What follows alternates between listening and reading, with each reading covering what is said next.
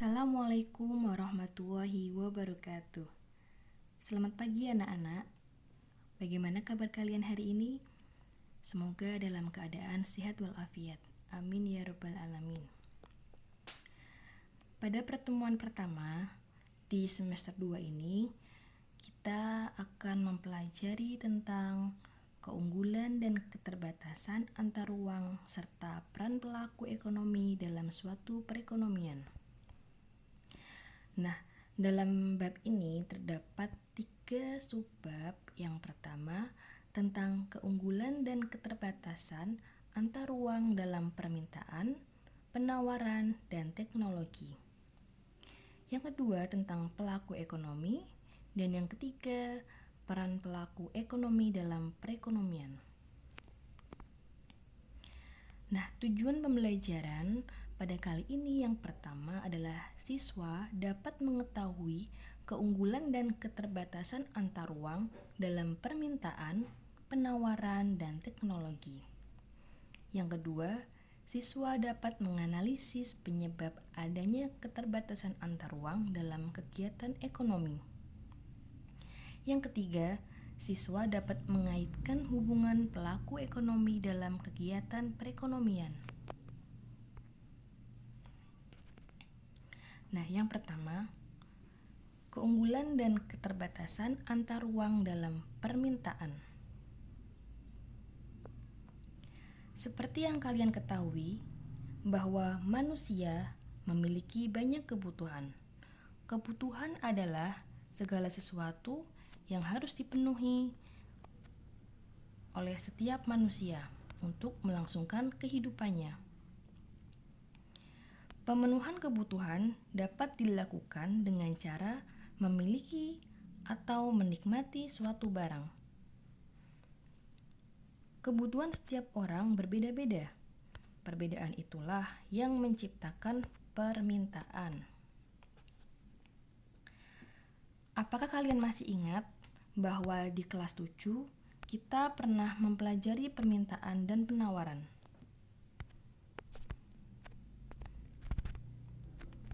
Nah, dalam buku Aspek Dasar Ekonomi Mikro tahun 2006 karya Tri Kunawangsih, definisi permintaan adalah keinginan yang disertai oleh kemampuan untuk membeli barang atau jasa pada tingkat harga dan waktu tertentu. Nah, untuk hukum permintaan berlaku terbalik dengan harga barang, di mana jika harga barang naik, maka permintaan barang akan turun. Contoh, ketika harga cabai naik, maka permintaan masyarakat akan turun.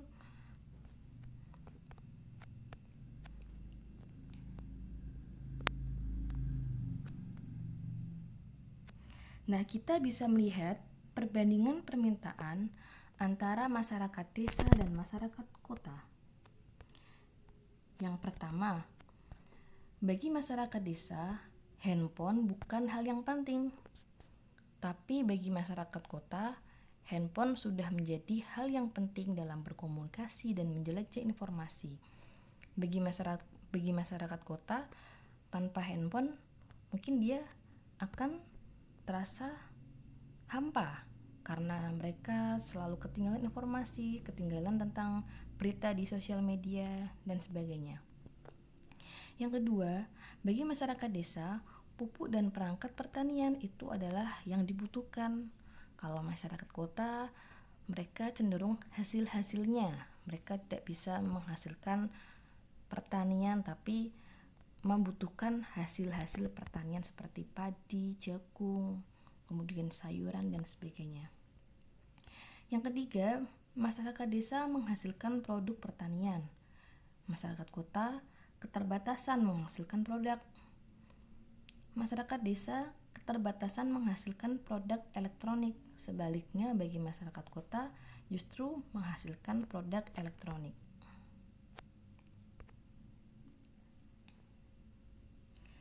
Kemudian, keunggulan dan keterbatasan antar ruang dalam penawaran.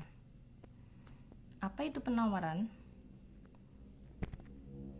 Penawaran merupakan jumlah barang atau jasa yang ditawarkan produsen kepada konsumen.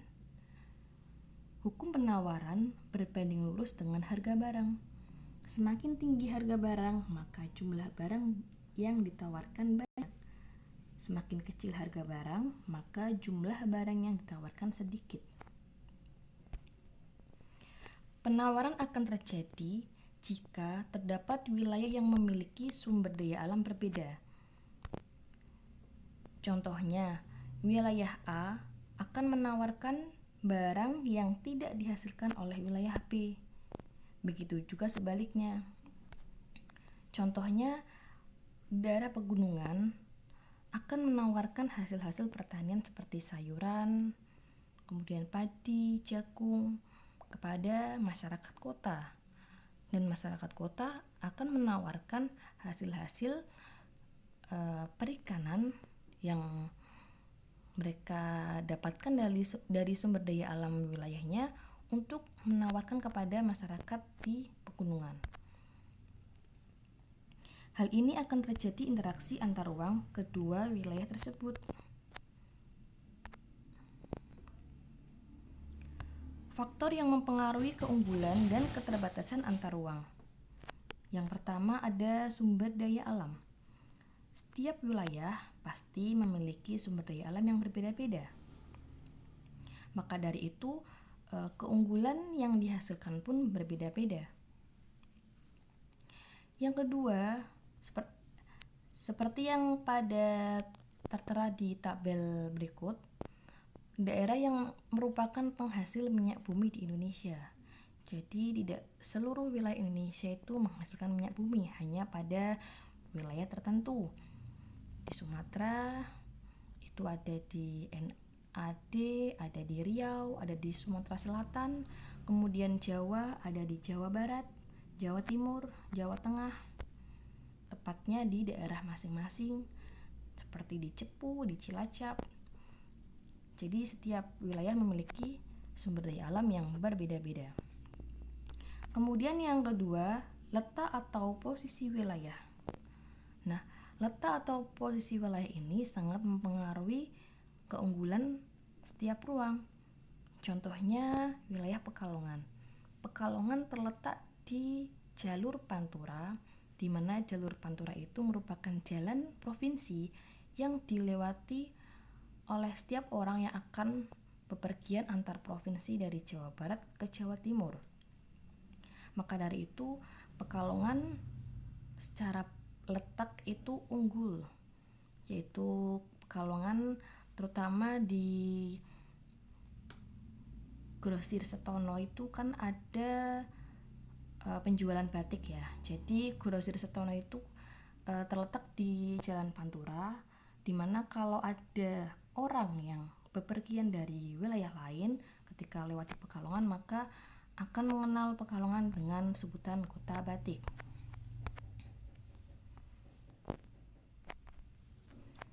Kemudian yang ketiga tentang transportasi. Nah, jenis dan infrastruktur transportasi yang dimiliki oleh setiap wilayah itu juga akan mempengaruhi dalam keunggulan. Contohnya, di Pekalongan terdapat transportasi darat bis, kemudian ada kereta, kemudian transportasi air itu contohnya kapal. Jadi Pekalongan punya infrastruktur pelabuhan, terminal, dan stasiun. Berbeda ketika kita berkunjung di wilayah Jakarta maupun Semarang. Di wilayah Semarang dan Jakarta memiliki transportasi dan infrastruktur yang lebih lengkap, yaitu ditambahkan dengan adanya infrastruktur bandara. Sedangkan di Pekalongan tidak ada bandara. Kemudian yang keempat, akses informasi atau komunikasi. Itu menerangkan sejauh mana masyarakat dapat mengakses informasi yang ada di dunia. Dalam hal ini kita bisa mengakses internet ya. Jadi tanpa harus kita datang langsung ke tempat itu, kita bisa mengetahui seberapa banyak atau seberapa seberapa banyak berita yang dapat kita ketahui dari hasil kita mengunggah atau menggunakan internet untuk mengetahui informasi dari daerah-daerah yang jauh yang tidak kita kunjungi. Jadi jika di masyarakat Kota Pekalongan itu terdapat berbagai tower-tower ya, seperti provider Indosat, Telkomsel, kemudian XL, berbeda dengan daerah pegunungan yang dimana ketika kita berkunjung ke tempat tersebut tidak ada sinyal, maka akses informasi inilah yang menunjukkan keterbatasan antar ruang.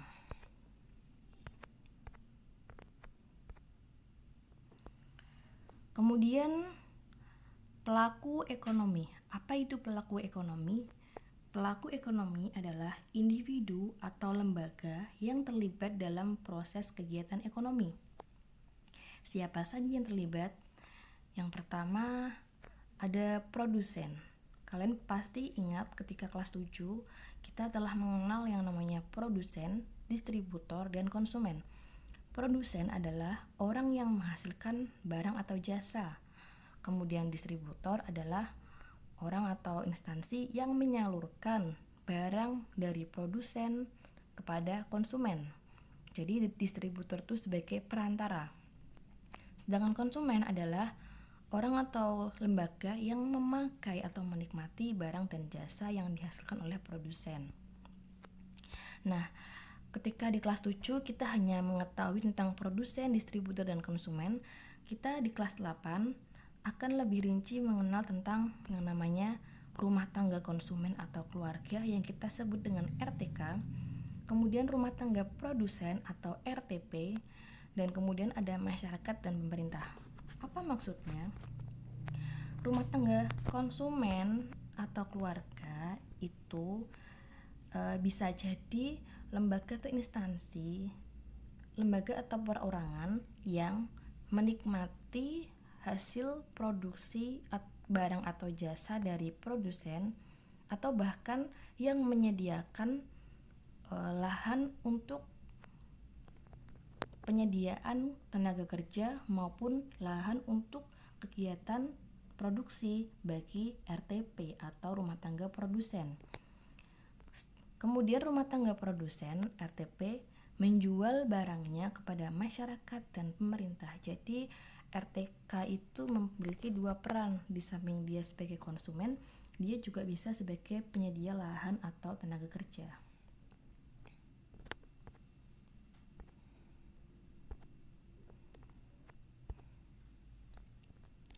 Nah, ini adalah peran masing-masing pelaku ekonomi.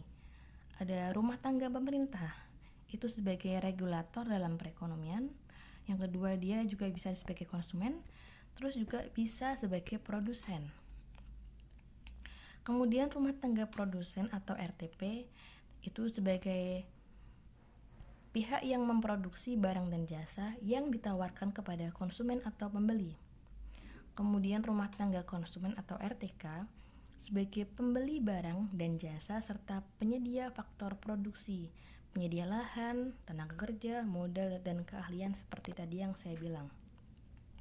Kemudian rumah tangga luar negeri itu tugasnya sebagai mengontrol kegiatan ekspor dan impor. Jadi di dalam kegiatan perekonomian ada istilah ekspor dan impor. Ekspor itu ketika kita menjual dari Indonesia menjual barang ke Jepang, namanya ekspor. Sebaliknya jika impor ketika kita membutuhkan barang dari luar negeri, maka itu namanya impor.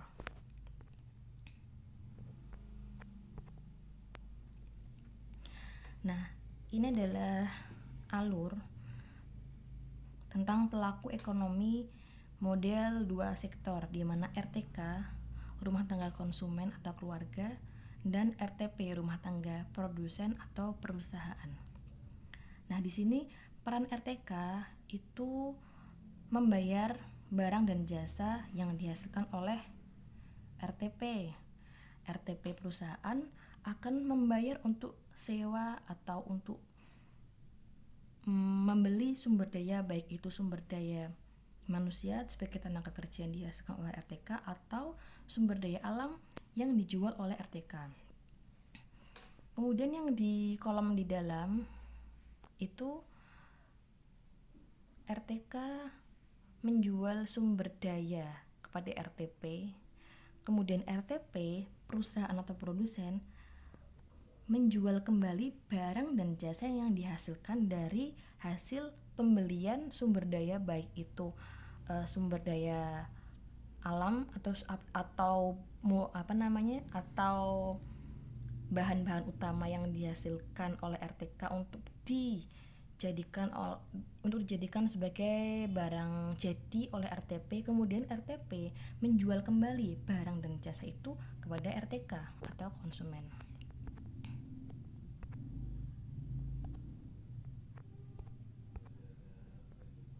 Kemudian yang kedua ada model 3 sektor, yaitu ada RTK, rumah tangga konsumen, pemerintah, dan RTP. Ketika RTK itu membayar barang dan jasa kepada RTP, RTP juga membayar sumber daya tenaga ahli yang dihasilkan oleh RTK. Kemudian alur yang di dalam itu dari RTK memberikan sumber daya kepada RTP, kemudian RTP membayar barang dan jasa kepada RTK. Nah, peran pemerintah itu ketika RTK membayar pajak atau fasilitas, membayar pajak kepada pemerintah dan pemerintah memberikan fasilitas kepada RTK. Kemudian RTK juga membayar sumber daya yang dibeli pada pemerintah, kemudian